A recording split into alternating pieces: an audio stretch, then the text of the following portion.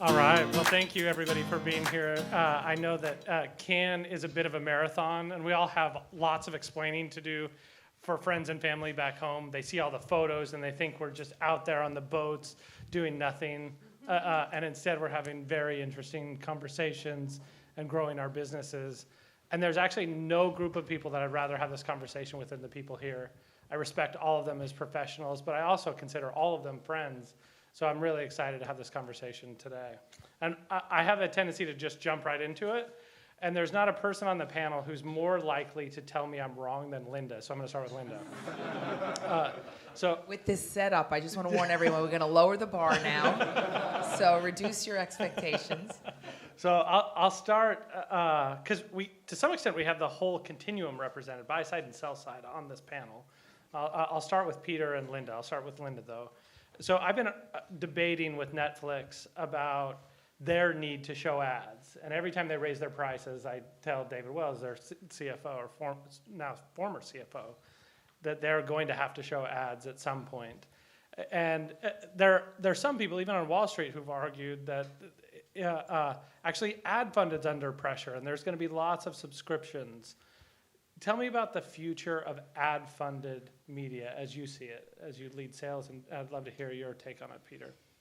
Well, I'll start. There's also someone who always tells me I'm wrong, and it's probably Peter as well. But we might be like-minded on this issue. And can we start with Netflix for a second? Sure. Yeah. Absolutely. So I'm assuming the CFO. I forgot. I'm sorry.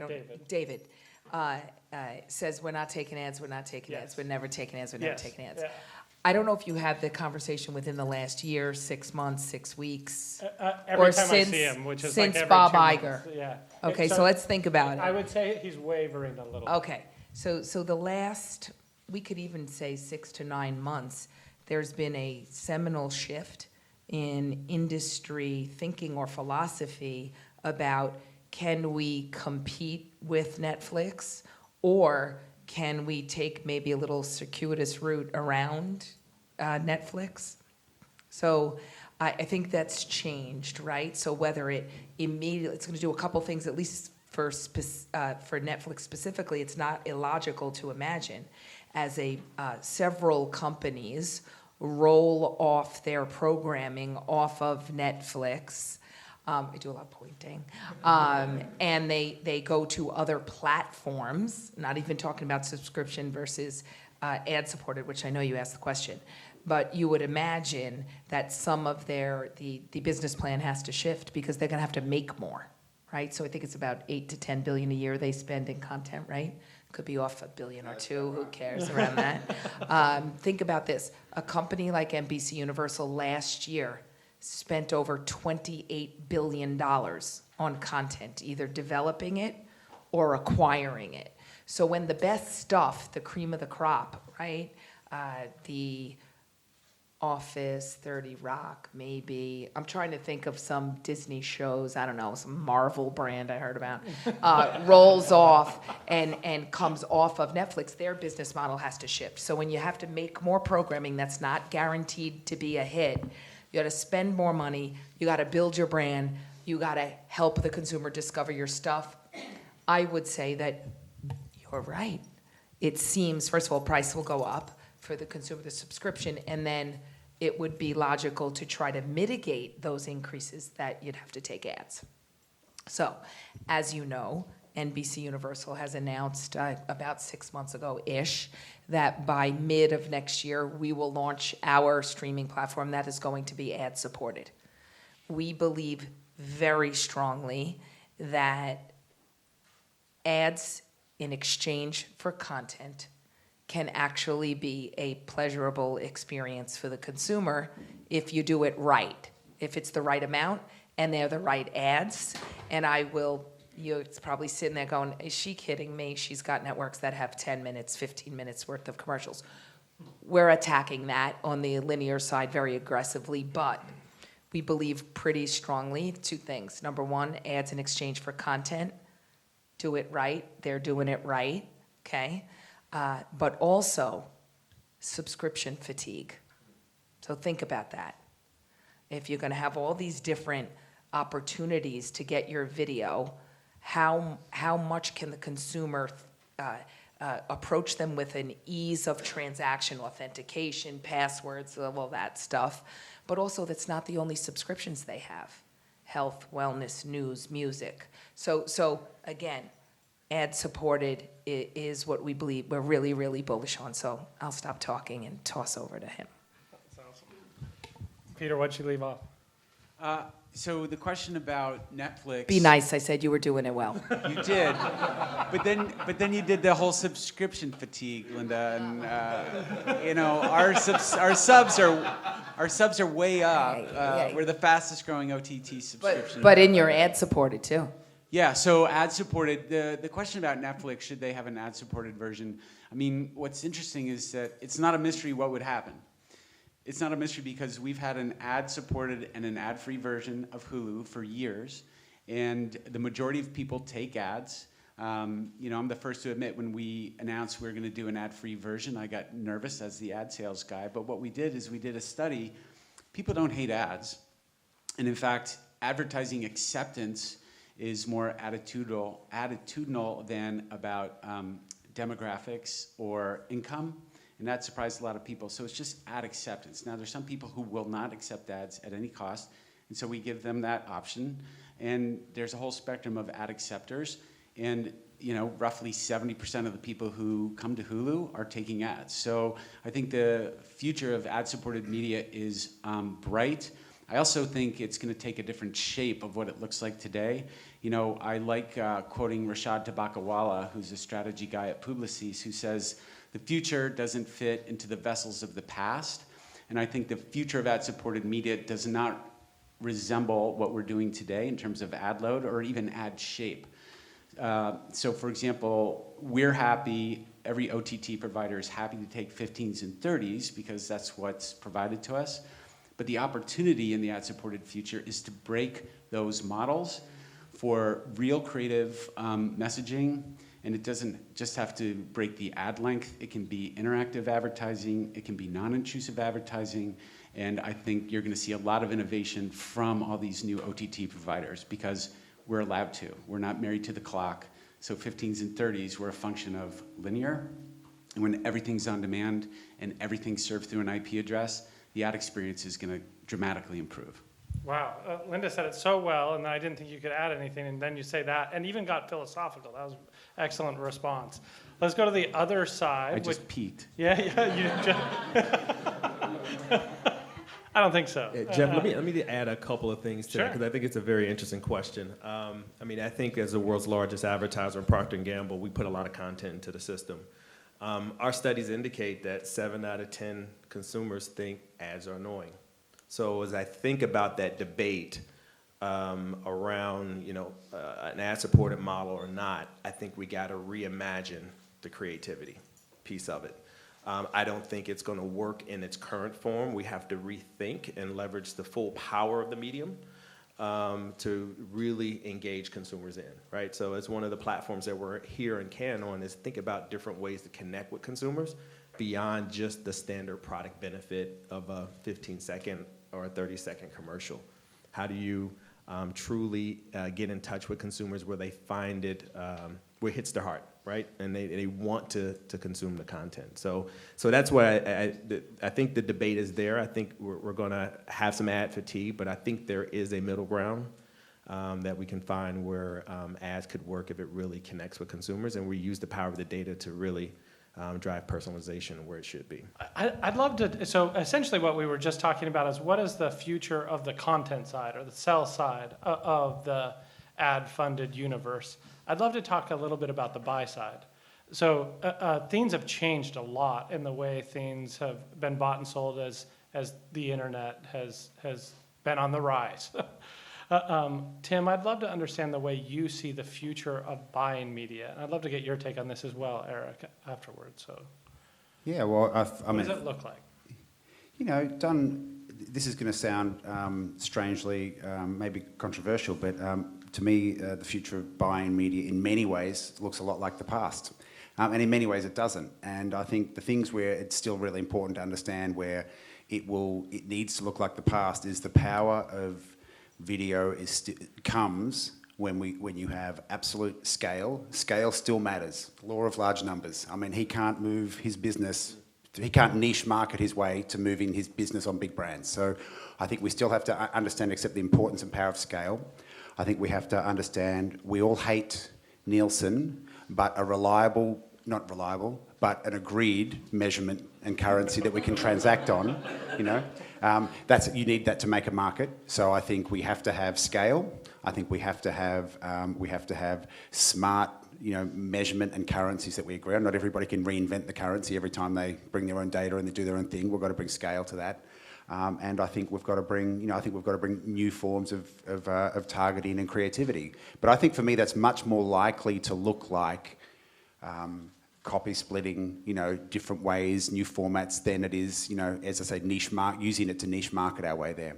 I think where connected television's going, I think there's going to be new opportunities for more mid-sized marketers, just like, you know, Google and Facebook have been wonderful for small and medium businesses to come into, you know, and start to advertise. I think we'll start to see some growth coming from smaller marketers using TV in different ways, but I still think the dominant, you know, drive around video is going to remain, you know, what happens with large advertisers and how they move their businesses at scale. Very interesting. Eric, what can Yeah, I think it's a good question. I mean, for years we've bought media in bulk in the upfront. I think, you know, starting, you know, this year, you know, advertisers are looking for more. I mean, TV ratings are down. So we're looking at ways to put the advertiser in control and shifting from a purely broadcast sense of advertising to more one-to-one relationships. And when we go into those upfronts, we are starting to push for, you know, getting that connected TV inventory in addition to the linear TV inventory. And then we want to control that by serving that programmatically. So it just puts the advertiser in control. But I think, you know, you're right. I think we definitely need scale. Can't get behind that. We have a lot of global billion-dollar brands that we need scale to move the needle on share growth.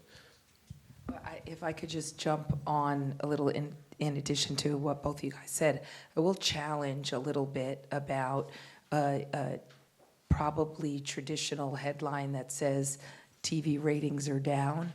I would just qualify that says linear ratings are down. The challenge to that, or the single biggest contributor to the lack of innovation or inertia in this industry, is measurement, okay? And the reason, amen, I never got that before. I gotta preach, I'm getting up. What I would say is the reason it's not necessarily that we can't or they can't or they don't. What the biggest challenge is they don't reflect consumer behavior. So if you tune into Saturday Night Live, you might wake up the next morning and see a headline that says Saturday Night Live ratings dipped 10% versus last year or some ridiculousness. But you also, I can guarantee you, saw the cold open on whatever feed you're looking at, or you actively saw it on your app, or you went onto YouTube that said, oh my God, I have to see that. I heard Alec Baldwin was on, right? He does some famous character on the show. I don't know if you know who this is. But, so all of those things need to be captured holistically because all of those things can be sponsorable and all of those things accessed through our company. But the problem is that there's not one verifiable place to be able to do that right now. So it screws up the costs of the commerce that we do together because you got to do it in a bunch of different ways. And most importantly, it's disrespectful to the consumer experience. And it does not reflect their behavior. So what we're trying to do, number one, scale, all about storytelling, only reason NBCU shows up this time of year, right? Hard to get the expense report approved for South of France at our company, but all about storytelling. But if we can't measure it properly, and I can't prove to these two guys that we could create a brand love for the consumer to purchase their product, so we got a lot of work to do. It's such a good segue to something I know Tim and I talked about as we were prepping for this, which is what does the future of measurement look like? So we won't talk about measurement too long because we don't want to put everybody to sleep, and that was something Peter and I were worried about. We're going to put everybody to sleep. I said, we have Linda here, don't worry, no one's going to fall asleep. Amen. Can I get an amen? So I'll start with you, Peter. What does the future of measurement look like? Is it Well, Nielsen? I feel Are we like- going to have a gold standard? Tim was talking about we have to have a common currency. We can't keep reinventing it. But I feel like a lot of my conversations are about CPW, cost per whatever. So it could be CPM, it could be cost per download, it could be like Samba TV measures tune-in advertising, Polk measures automotive sales. I feel like there already is kind of an abundance of secondary currencies that a lot of people want to talk about. You see this huge rise of direct-to-consumer brands that are obviously getting consumers, that's part of the subscription fatigue that might set in because they're subscribing not only to entertainment but also, getting a razor.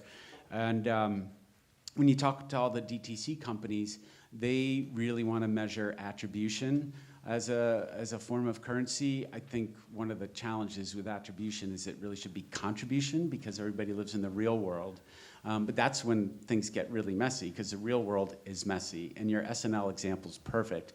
I happen to watch it Sunday morning on Hulu, but you're there. So I think the future of measurement is probably going to be a little bit more complicated before it gets better, unfortunately. And currency is whatever two people agree to trade on. And as long as there's people agreeing to trade on CPW, it might continue to be a challenge. Anybody else have an opinion on what it looks like at end state? Yeah, maybe it's what I hope for in the future of measurement is a level playing field, some commonality, some third party measurement, some standards. One of the big things and a lot of conversations that we've been in as well is how do we drive cross-platform measurement? We got to find the efficiencies in the media mix. Because we're frequencing consumers, and there's still some waste in the media that we can extract out and move to the bottom line.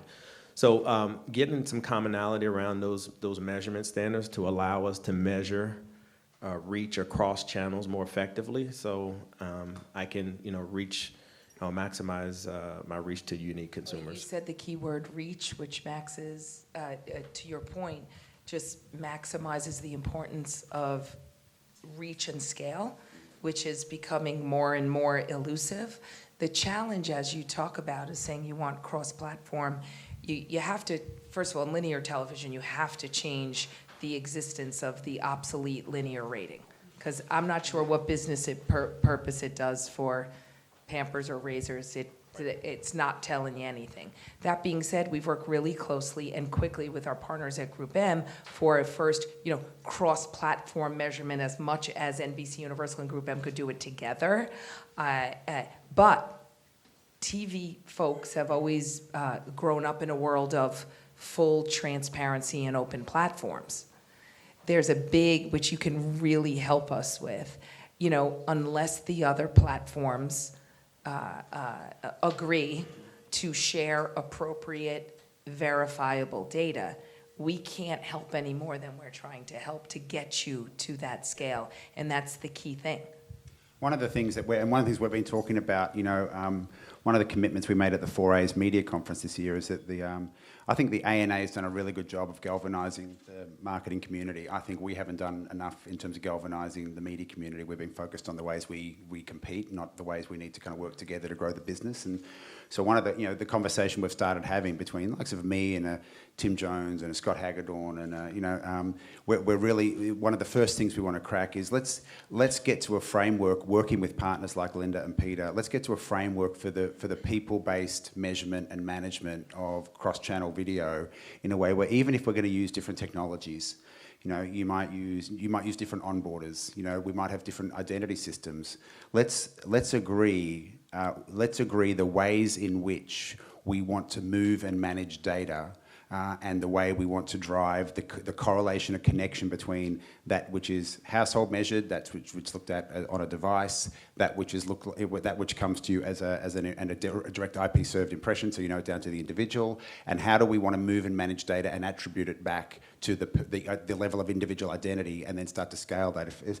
Some of it's about the technology, but a lot of it's just about let's agree the methodology. We can actually all do it. You know, there's a lot more than we can do if we're so focused on is it going to be ComScore or Nielsen, but we could agree a standards that could actually create more competition for measurement by allowing you to plug and play different measurement solutions in, as long as it's been an agreed framework under which we're going to move and manage data to get to an agreed record of what that cross-channel reach looks like at the level of accumulating up from individuals and at the level of identity.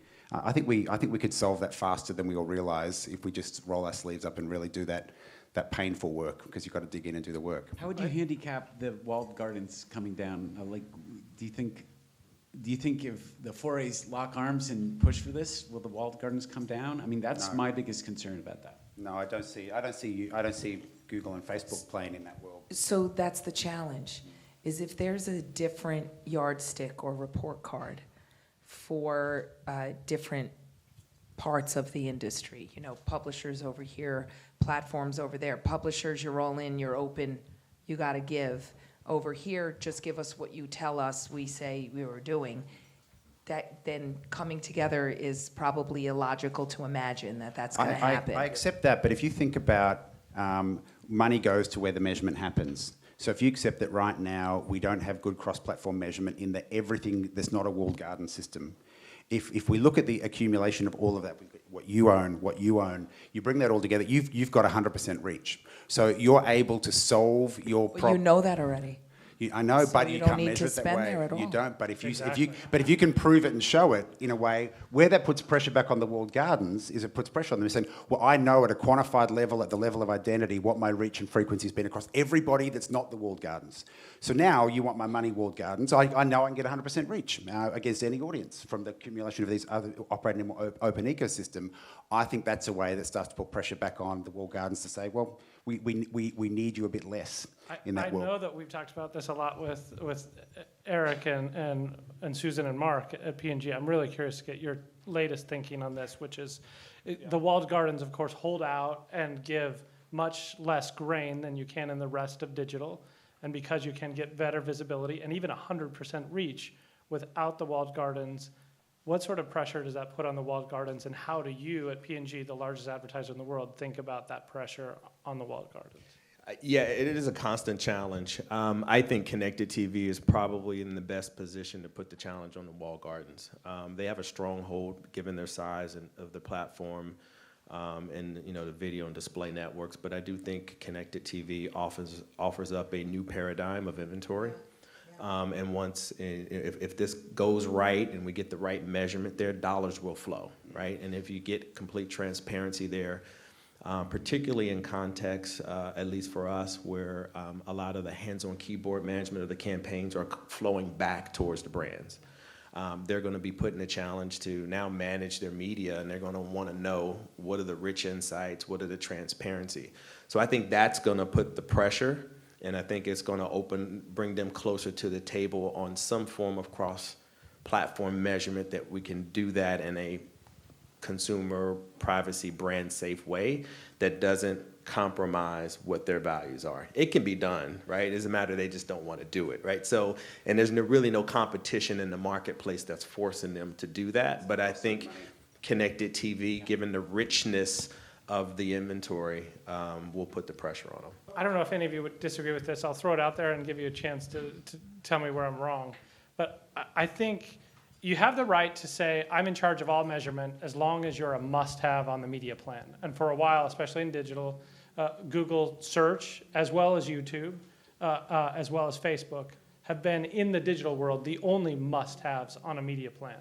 Everybody else who's tried that position, whether it's Twitter or anybody or Snapchat, who've thought, hey, we're really big and we think we can say this, has not been nearly as successful as those guys.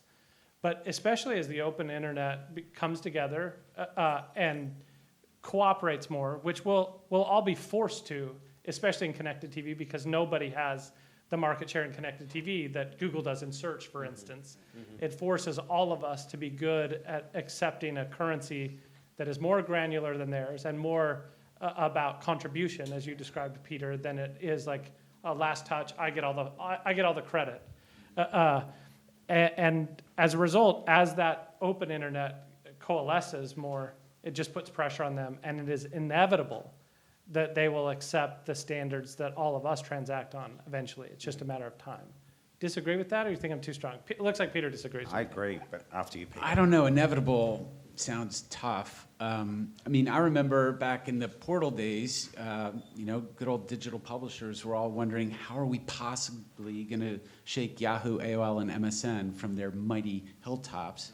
And here we are with, Google and increasingly Amazon and Facebook. So I don't know if it's inevitably us pressuring them so much as, things just keep changing. Facebook's under a lot of pressure because of their best or I guess common practices, not best practices. And you see young adults, like if your parents think it's cool, young adults are going to find something else that's cool. So you're saying Not it's to mention the inevitable, but for a regulatory different pressure. reason? So I don't think it will necessarily be the pressure from the buy side so much as just the rhythms of businesses ebbing and flowing with and again they're doing a lot of really kind of tough stuff that makes people question, why am I spending all my time here when there's other cooler alternatives. If I were them, I wouldn't do anything. Anything different? If you follow their earnings calls, quarter after quarter after quarter, they don't need to do anything yet. So I want to believe that you're right, that connected TV's trajectory and impact on the market reaches cruising altitude or critical scale that could then eventually put pressure so it all happens. Because to your point, it's exactly right. You have, via connected TV, the cream of the crop of everything, right, in terms of premium content or anything you want.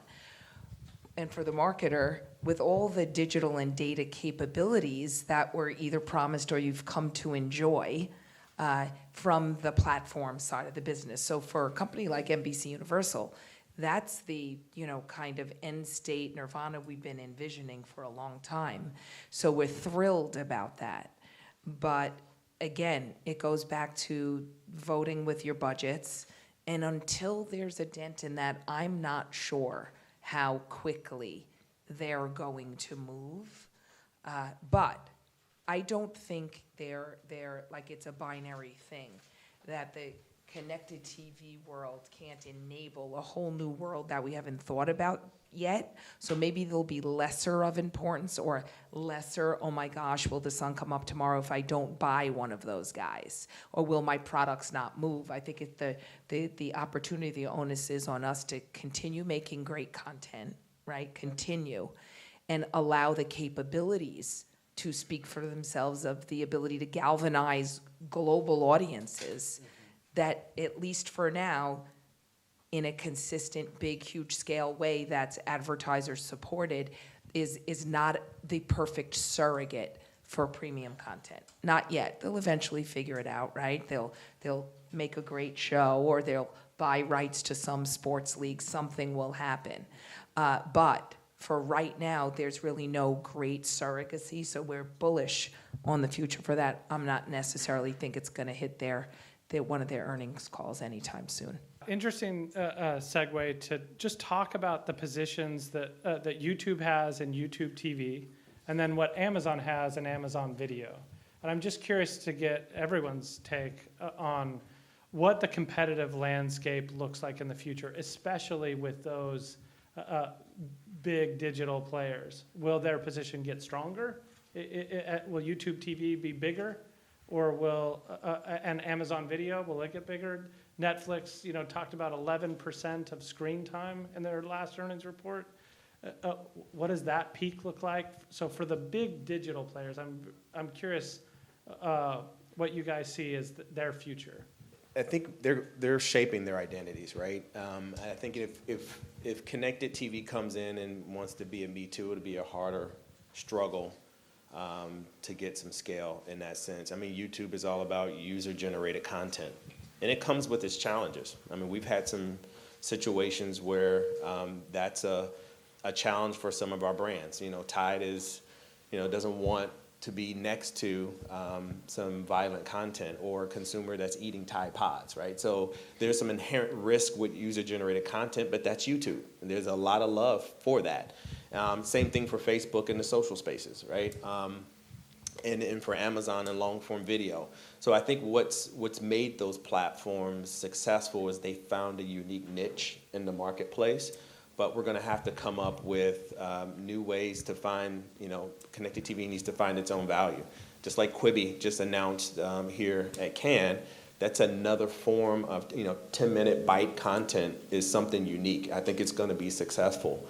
But if you're trying to be a lookalike or a Me Too, it's going to be very tough to overcome some of those platforms. No way, it doesn't. For Netflix, for me, it doesn't matter because I'm in the camp that says they're going to accept advertising. So eventually they'll be available to us. And that's just it's not feel they can all have all their religion they want, but at the end of the day, they've been growing their business because their cost of capital's been zero, and that's going to run out eventually. Their money's going to cost them money, and so they can't keep producing unending content without. They're going to have to pay the bill, and so when that happens, I think practicality is going to force them into thinking of ad-supported models, and they're going to look at businesses like Hulu and say it's a pretty good experience, and that's better for the customer to be able to give them cheaper subscription, and because there's a good ad experience. So my view is, be careful what you say on camera, but I think it's inevitable that time comes when they're going to start to accept advertising. Not just it's an economic reality. I think in the case of YouTube TV, it's a good product. But Hulu TV is a great product, and there's a lot of good products around there. All the OTT products are going to be great. At the end of the day, it's going to be up to the content owners how much they make available to various services. I think they're not going to have a competitive, like they've had massive competitive advantages as they enter other businesses. I don't think when they get to the subscription TV business, I don't think they have a competitive advantage unless they don't want to make any money, and even if that was the case, they couldn't really exert that. It'd be a bad time for them to show anti-competitive behaviour coming into television. So I think it's a real level playing field on television. I think YouTube TV could be a really viable product, but I think it's going to be one of a range of products that are out there in television.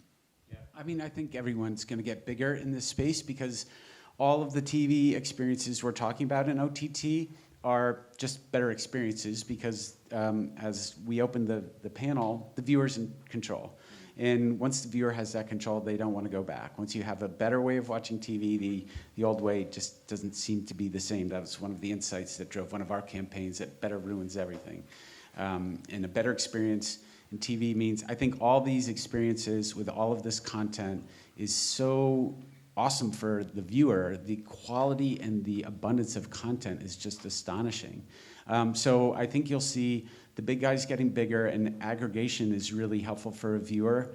And unless you're big and aggregated, you better be very niche and targeted. And then I would bet that history will repeat itself just as we see the old legacy companies bulking up and locking arms together, whether it's Discovery Scripts, Disney Fox, inevitably Viacom CBS. You'll see all these smaller AVOD companies like Pluto being acquired by Viacom. There'll be some bulking up, but TV is forever changed for viewers. So, and I think that ecosystem is only going up.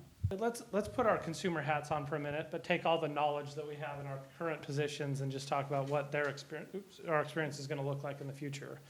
So I use TiVo to access my cable company. I have roughly 500 stations. I subscribe to almost everything.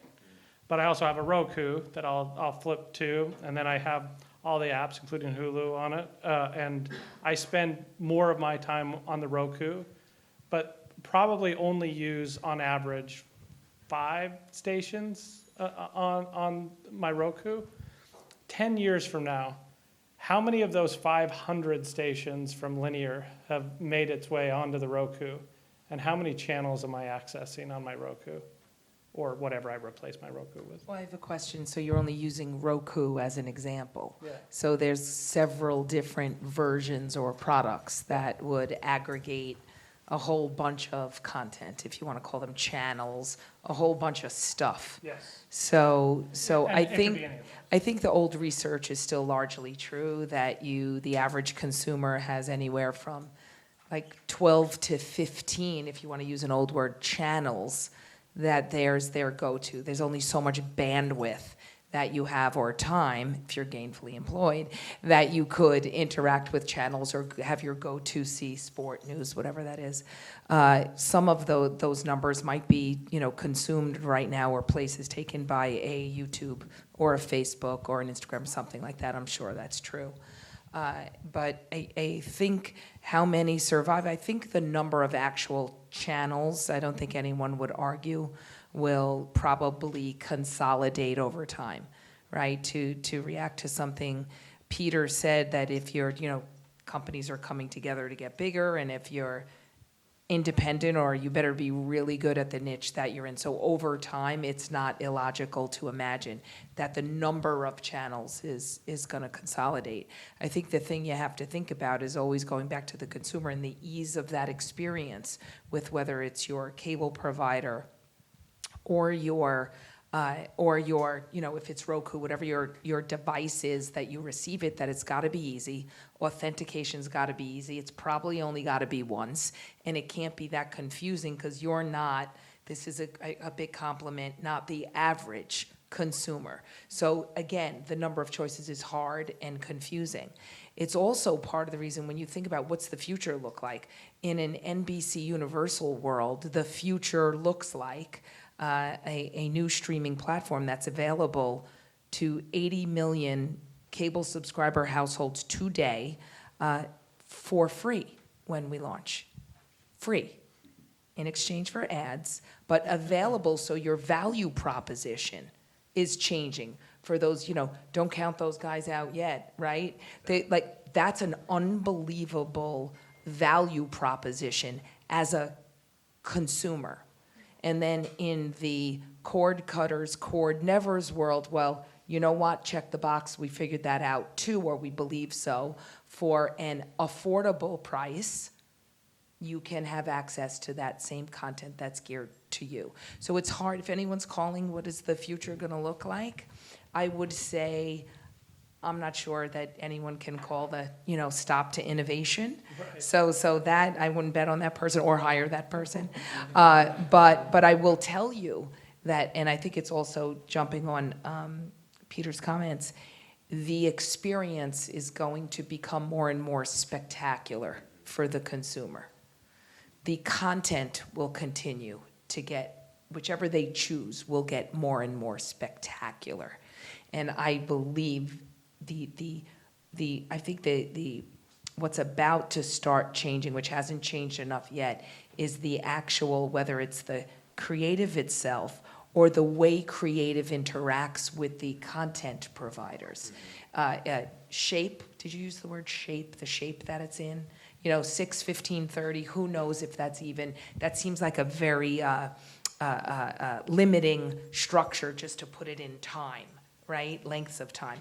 I think it's more about the how, and how do the publishers or content makers, storytellers say, hey, you make sense for my audience. You make sense in someone's everyday life on This Is Us, that they are these people's families and friends every week. Let's work together in content time. You're going to see a lot of that.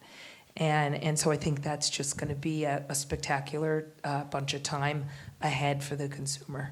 And regardless of the delivery mechanism, the future is going to look a lot like the skinny bundle, because that was just because it met the consumer need. That's what they wanted. To your point, they don't have that depth. They don't need 500 channels. So whether it's over the top, connected, however it gets delivered, that's that paradigm of the old cable model's been broken. We're in the world. Everyone's skinny bundle might look different, but I think we're going to see your consumers having a lot more control about curating that television experience, regardless of how it gets delivered. Yeah, I think we're all in the same space. I totally agree. I think one of the things that is going to influence that behavior is TV manufacturers. So Samsung and Sony.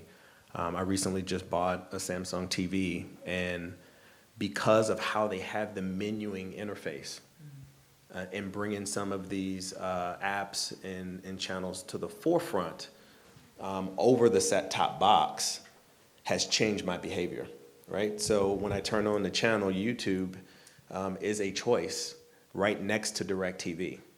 That changes the behavior. So for example, even if you go to Amazon, it's been proven when you go search for a product, the top 3 has the most market share. People don't go beyond that. So whatever those icons there that are the TV manufacturer presents in front of you is going to influence the consumer behavior. So I think that's one of the things that we need to watch is how the TV manufacturers are going to influence the direction of and the adoption of connected TV as well. Yeah, when channels are like apps Exactly. on your phone, and your TV is just a ginormous choice of, and by the way, your TV is like, am I going to watch NBC? Am I going to watch Twitch? Am I going to go into Hulu? Am I going to play a game? Like that screen resembles your phone in terms of all the entertainment options. It's a big shift, and that real estate is going to be very valuable, and they should probably start charging a lot of money And for with it. the addition of Samsung now announcing that they're in the measurement game, right? So they're now being a measurement provider of TV viewership behavior, which I think is going to be interesting. There's one thing I'd like to talk about because it touched on a theme that Eric brought up, and both Eric and Linda have discussed about creativity and new creativity in new television platforms, and then also the fact that we want everything enabled programmatically with data, powering targeting, and these kinds of things.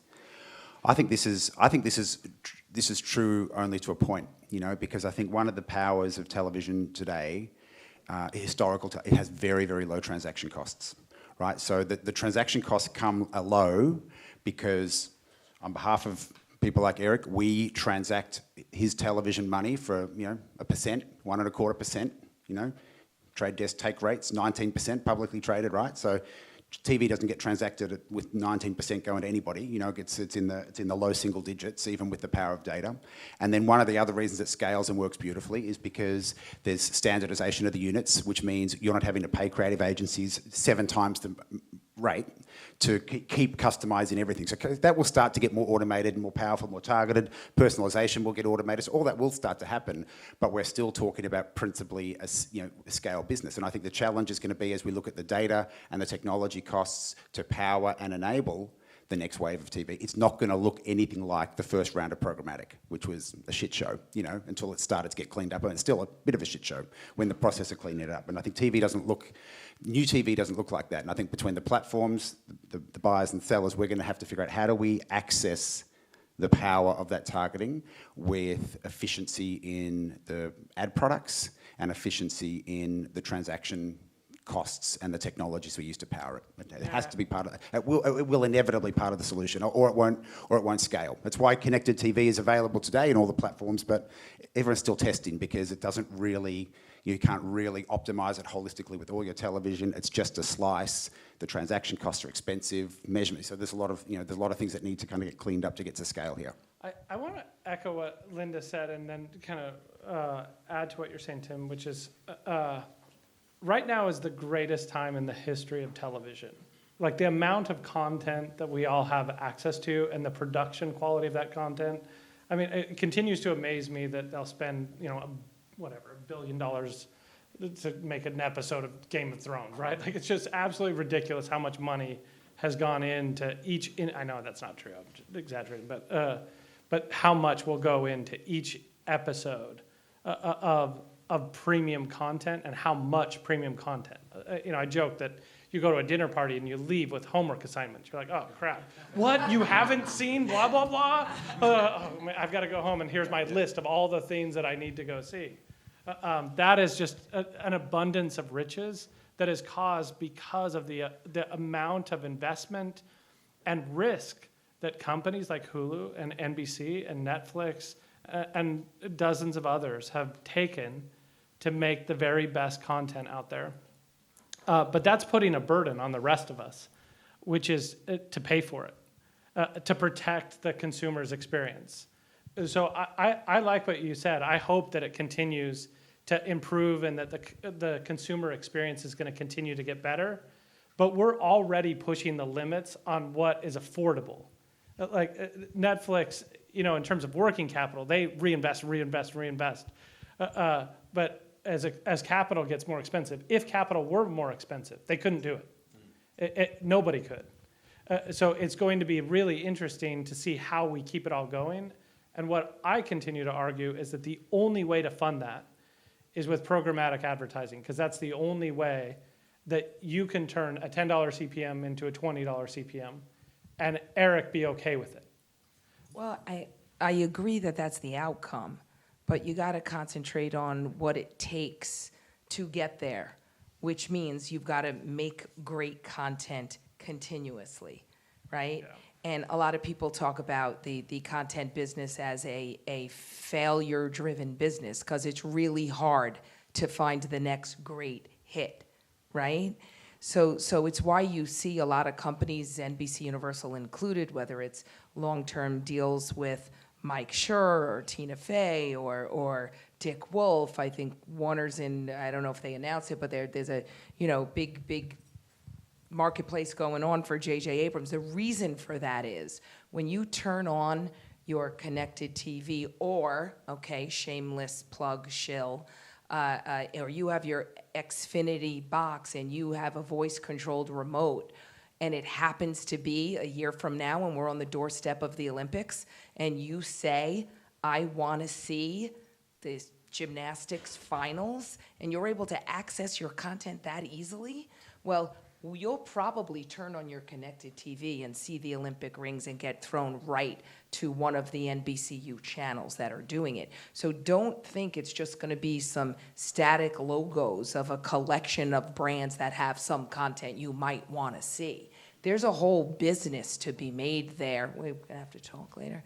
A whole business to be made about the real estate of that.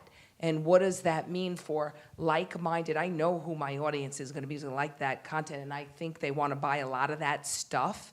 So that's just a whole marketplace that's ready to emerge. But there's one point of commonality is that there's a whole bunch of really unbelievable artists that have to make great stuff at scale. You can measure it, you can automate it, you could have it in a marketplace that it's going to get its right value, but it's how do you keep doing that, to your point, with the prices? But, again, we get so focused on, kind of the transactional stage of the market. But there's companies like ours that are long on content, because the consumer's insatiable. So we got to figure it out. Very good. That was my profound ending. Yeah, I think that's a good place to stop.